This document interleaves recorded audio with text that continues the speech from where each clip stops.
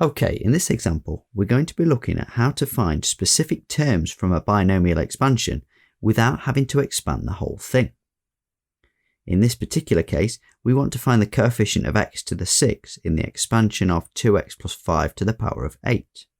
So we'll start by finding the x to the power of 6 term in the expansion. To do so, it helps to consider the order that we find the parts in. Here, we know that we want x to the power of 6, so the 2x part here has to be to the power of 6. Now that we know that part, it's fairly straightforward to figure out what power to have for the other term, because the power outside the bracket is 8, and that means that the two powers here and here must also add up to 8. That means we need 5 squared. And once we know this part, we can write down the binomial coefficient. The top number is always the power, 8, and the bottom number is always the power of the second term, so in this case 2. So we put 8, choose 2 into our calculator. That gives us 28. And then 2 to the power of 6 is 64, so we get 64x to the power of 6, and 5 squared is 25.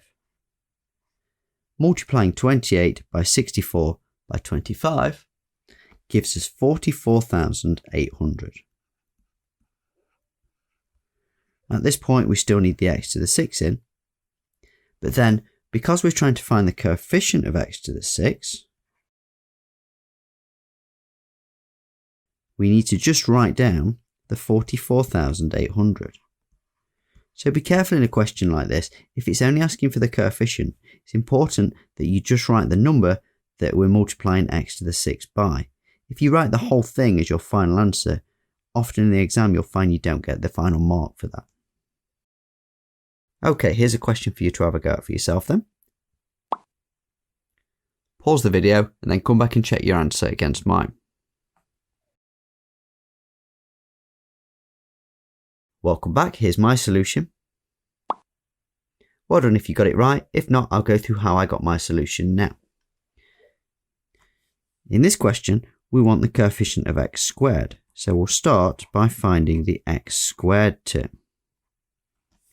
We've got 3x in here, so to get the x squared term, we need to have the 3x part squared.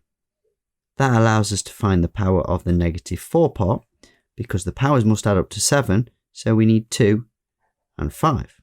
Once we know that, we can write down the binomial coefficient.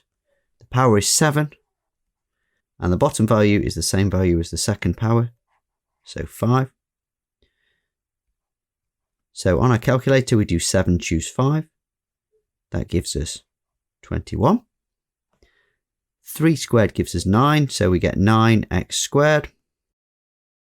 And minus 4 to the power of 5 is minus 1024.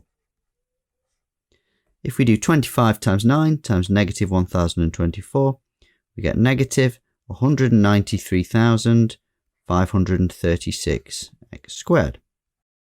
And so the coefficient is minus 193,536.